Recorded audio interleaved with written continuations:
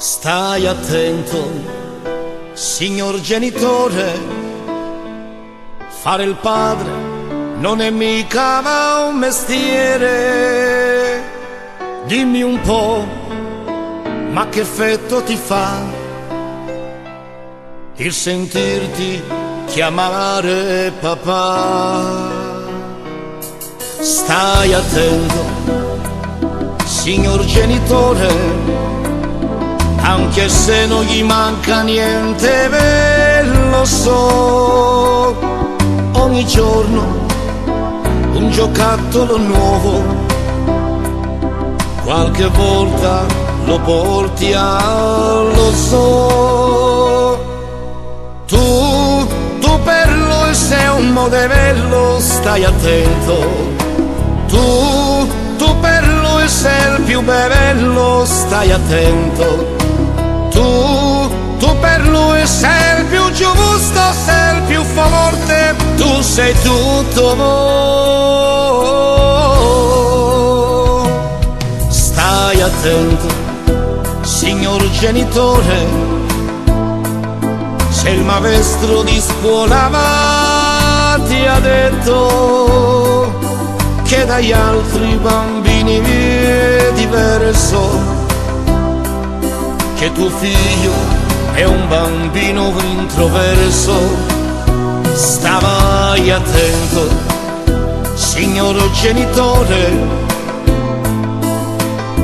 Il lavoro, l'ufficio, gli amici, anche il sabato sera giochi a carte, e tuo figlio l'hai messo da parte. Tu per lui sei un modello, stai attento. Tu per lui sei il più bello, stai attento. Tu per lui sei il più giusto, sei il più forte, tu sei tutto. Stai attento, signor genitore, oramai a 11 anni lo sai, lui ti fa 10.000 domande, ma tu leggi il giornale incurante. Stai attento, signor genitore,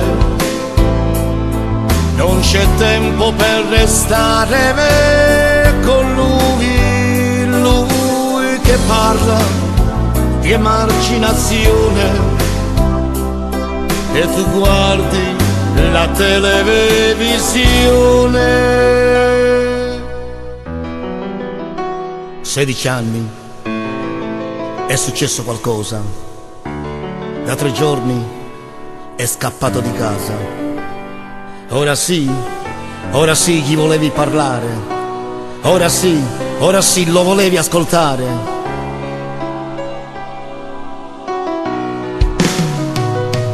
16 anni, è successo qualcosa. Corri subito lì all'ospedale, ma il suo letto è già pieno di rose. Troppo tardi papà, overdose.